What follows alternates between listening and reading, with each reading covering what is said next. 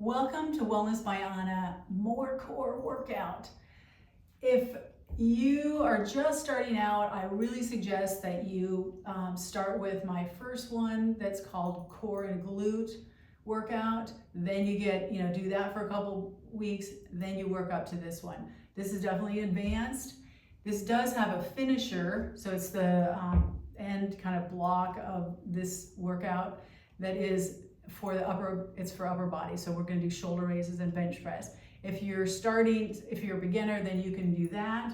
But this first part, I definitely suggest start with that first workout that I did. So here we go. We've got a mini band. We are using a mini band in the first four, and these are the mini bands that I'm talking about. This is like easiest one. Then it goes to green. I'm going to start with a yellow on the first one because there's a lot going on in that anyways. Then I will probably move to a green one for the Jane Fondas and stay with that for the mini band clamshells. I will then not use that for the last one, the vertical crunches. Here we go. We need a mat. I'm going to put on my yellow band. These, by the way, are from a company called Perform Better, and they're just handy. They have a really nice, you can get like a 4-pack of those. So here we go, our side plank.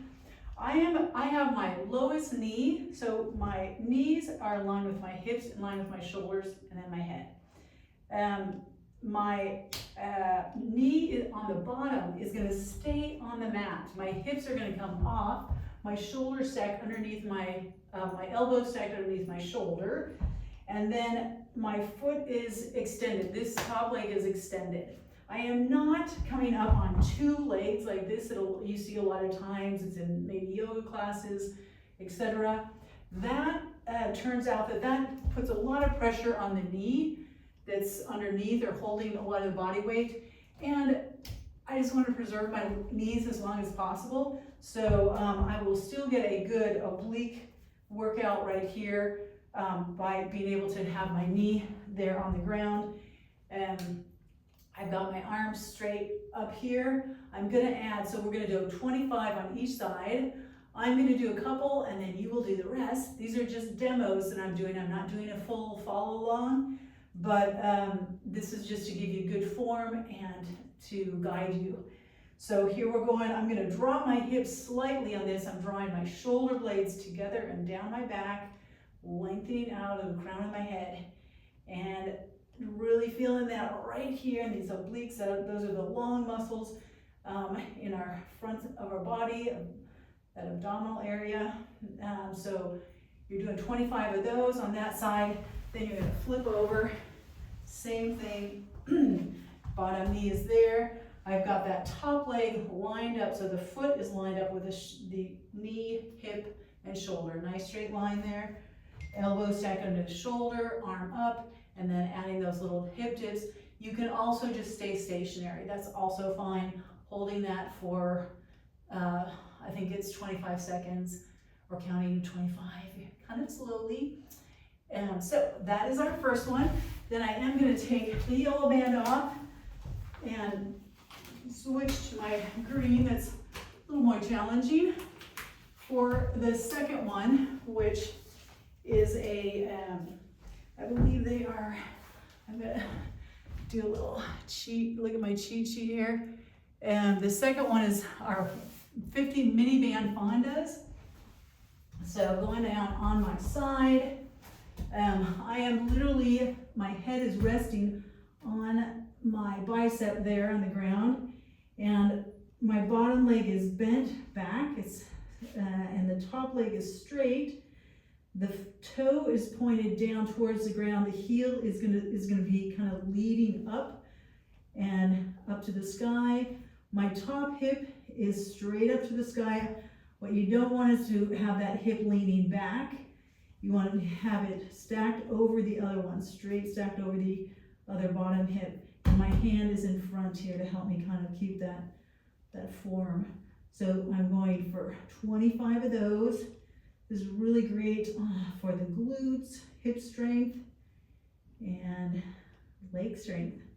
So 25 on each side. I'll just go ahead and do a little demo on this side. So to make sure the bottom leg is bent and that heel is leading with my leg on this side, going back and up and down. Then I'm going for my clamshell. So now I'm going to bend both of my legs, feet are back. Again, I'm going to go back down, resting my head on my bicep there. And then I've got my hip is in line with my shoulder. So think about that. I guess I'm bringing my head a little bit forward and I'm bringing that knee on top straight up and going for 25 on each side of these. Definitely going to feel that in the glute and the hip area. Awesome one for all that strengthening there. We'll do the same thing on the other side. Then we are done with the band and we're going to go to our vertical crunches. So that is, we're down on our back. Crunches, you heard the word crunch. We've all heard the word crunch many times back in the day when we would do crunches like this. We don't do that anymore because it is quite detrimental and only makes the kyphosis or the hunching of our upper back worse, so we don't want to do that. What we are going to do, our knees are going to be bent, our hands are going to be like kind of reaching in the back, reaching back, up and back, and I'm going to be looking straight up at the sky the whole time. I am not looking down here at my knees or my belly or anything, always looking straight up. That's going to keep my cervical spine or my neck nice and straight, long. I'm still doing some core activation. Definitely you're going to feel that. So I'm going to lift the upper back up. I'm looking straight up and I'm kind of pulling, not really pulling, but my arms are just coming up and off. I want to, feeling that, again, like in my neck, in a good way, like I'll do a couple more, and then I'm going to support by, like bring this hand down, bring it lightly behind my neck to help support that. And so I'm getting a little bit of neck strengthening as well, which is important. So this one you want to do, you do not want to do all 50 at the same, straight after one and another. You want to do 15, take a break. Then go another 15, take a break. Every time that you get that break, you allow the muscles, the blood to flow back in the muscles, and just to let your body kind of recoup and then be able to, with all your strength, do the rest of them. So those are our floor, more core that we started out with. Then we're going to go to our finisher, which is our shoulder blades, our shoulder raises, and bench press. So I'm going to move my mat out of the way here, and I'm going to grab my bench. You can also use, you can of course use a floor mat. I love this bench. I use it so much because it just is super handy. It's a great one. I got it off of Amazon. It can collapse down. It wasn't, super expensive, but anyways. So we're going to our shoulder raises. Our first one, it says forward shoulder raise. And we're gonna stand nice and tall. Feet are about hip width apart. Let me move back so you can see my whole self. And then I'm gonna bring my palms are facing down. I'm bringing my hands up to shoulder height and back down. One again, bringing those up shoulder height. Keep the shoulders down during all three of these. These are three kind of versions of shoulder raises. Our shoulder, some of the best, like the best exercises you can do to strengthen your shoulders. You do want to start with light weights. I cannot emphasize that enough. You do not want to injure yourself, really you don't, because that's the best way to stay strong is to not injure yourself so that you can keep doing your workouts. These are threes, and I have used them for quite a while. I have moved up to fives, but anyways, start with threes, please. And now you're gonna go to your lateral, going up to shoulder height here, And with these ones, it's 1 up and then 2 down, a little bit slower down. 1 up, 2 down. Maybe in the beginning, you just have to go 1 and 1, but gradually as you get stronger, I want you to think of that 1 up, 2 down, a little bit slower down. So 15 forward, 15 to the side, or you could also do 10 and 10. Think about if you are just starting out and you have not done any workouts previous to this, please do not overdo it. And especially with these ones, our shoulders are one of our weaker joints together with our knees. So please just very stair step it gradually. Our last one are hinged flies in this series of shoulder raises. We're going to do a hinge. So I am keep making sure that my knees stay stacked over my ankles. There, my knees are not moving, so I'm looking down. Only thing that's moving is my hips are sitting back. Knees are still in the same position. They're not moving forward. We want those hips to go back. Then I'm keeping that form, so to speak, and then my arms are just long, hanging down in front of me, and then I'm going to bring them up and back down. And this is also 1 up, slower down. 1 up, slower down. Draw your belly button into your spine to engage your core.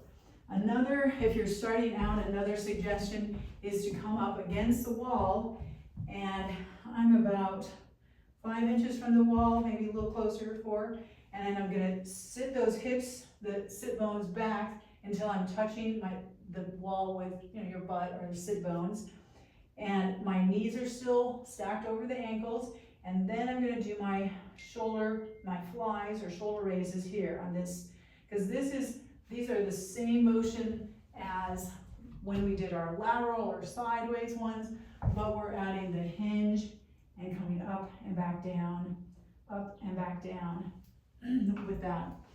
So let me know if you have any questions, and